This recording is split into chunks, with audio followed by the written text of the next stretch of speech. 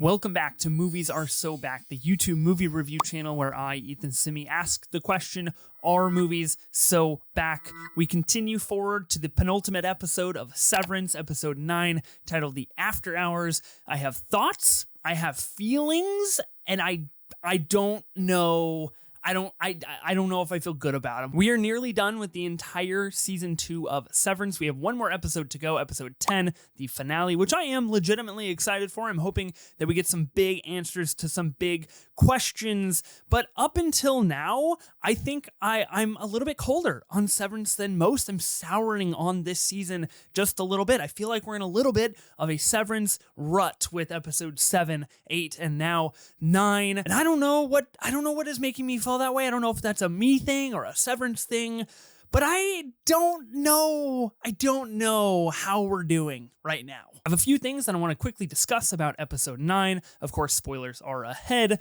Before I get into my winner of the episode, my loser of the episode, and then my predictions for the final episode of season 2. Now, there were some big things that happened in this episode, which is kind of on par with episode 7 and 8, and now we're getting more big things happening in this episode. I think primarily the biggest thing that has happened is that, in fact, Mark and Devin are trusting Miss Cobell and going with her, and that is how we end the episode. We end the episode going to this kind of birthing retreat in which Mark's Innie is able to come out and have a conversation with Miss Cobell and say, look, the last thing that I told Devin as an Innie was she's alive. And so we're revisiting that. I have a couple ideas about this. Number one, I think it's the same situation as with episode 8. We've taken too long. We've taken too long to get here. This is something that we tackled in the very beginning of the season and has been kind of on the plate for a really long time. And I feel like it's just taken us too long to get here. The second thing is I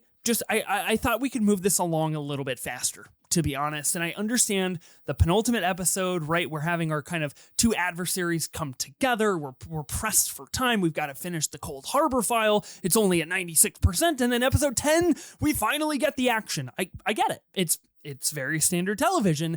And I think that's a little bit unfortunate because Severance has been really good at kind of breaking that mold of really standard television tropes and plots and pacing until now, I feel like. And they're kind of sticking to their guns in terms of creating this. So I don't know. I felt like we could have moved on a little bit faster and instead of having a cliffhanger at the very end, already had that processed and lead to something more exciting in episode 10. Okay, next thing, Miss Wong finishing her Wintertide Fellowship, which now we know Miss Cobell completed as well. This is a big deal for her, and I think does kind of tie together the entirety of the Miss Cobell storyline and narrative and what Lumen does for children that they find to be geniuses that they can use as a natural resource and suck them dry as they do. But I felt a little underplayed in terms of the show. I felt like we could have made that a bigger deal, and it could have been something that really was a great arc for this entire season, pushing all the way to this big moment of completion that I thought just kind of happened. Two big storylines left to touch on. Number one,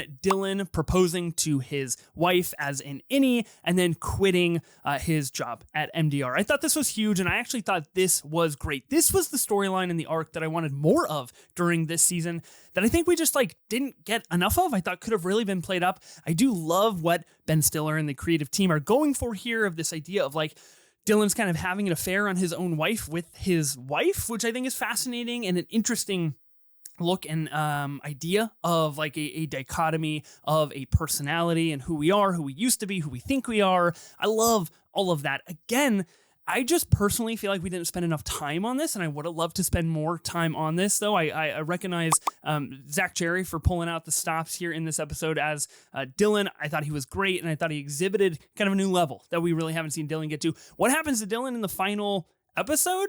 No idea. Highly interested. And then the final storyline arc in this episode to touch upon is the Bert and Irv and their kind of closure to their relationship.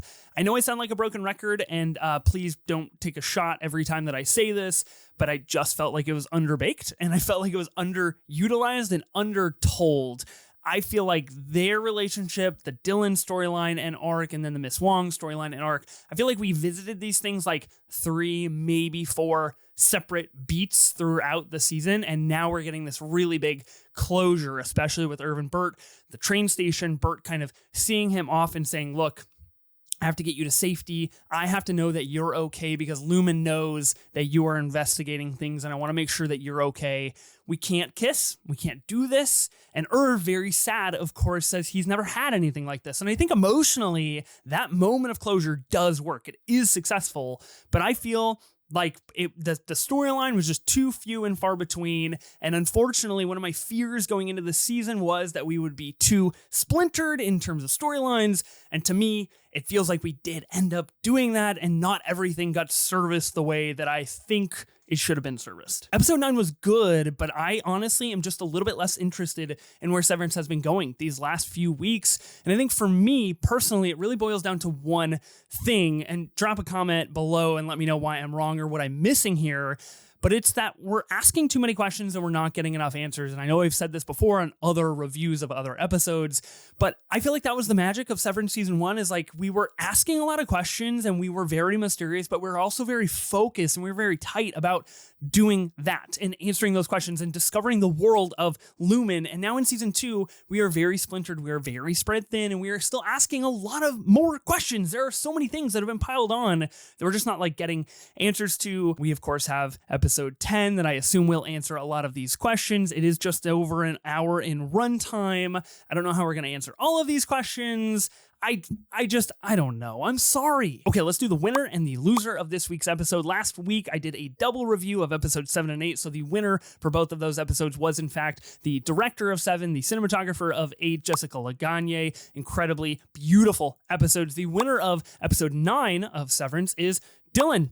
He did it. He quit. He wanted to marry his wife. He proposed. He did all of the things, and he's taking action, which I think is cool and commendable. And that's the storyline that I am personally the most invested in out of anything happening right now. The loser of last week's double billing was the pace of the episodes. I thought it took an unnecessary slowdown that didn't really need to happen. The loser of episode 9 this week is the Irv and Bert storyline. I would have loved more time spent with them. I thought it was done pretty well, but I still would have loved more time, and I think they deserved more time. And I think I still have a lot of questions there regarding Bert's history, his past, his connections to Lumen, and I think I have a lot more questions regarding Irv and his emotional state and his past and history that we just didn't explore, that I thought would have been really fun to explore. Predictions for next week's episode. You all know that I'm very bad at predictions, but I will put one out there that I've been saying for a few weeks now. I think we are going to end on a very big cliffhanger going into season 3,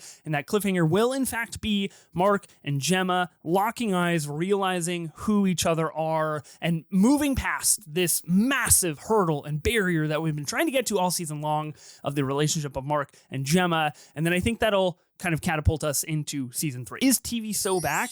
I'm gonna say no. Don't hate me. I don't feel good about it, but I think over the last several weeks, Severance has kind of hit a really big roadblock, and I'm hoping episode 10 takes us back up to the prestige level of TV that I was touting so adamantly in episodes 5 and 6. But for now, no. What were your thoughts on episode 9 of Severance? Drop them in the comments below and let me know your predictions for episode 10 as well, the season 2 finale. I'm really curious to see where you all think that this is going. Don't forget to like this video, subscribe to this channel, and hit the bell so you can be notified every single time I do upload a new TV or movie review. You can also follow me on Letterboxd for all of my movie musings and thoughts and ideas and feelings over there. And I'll see you in the next episode.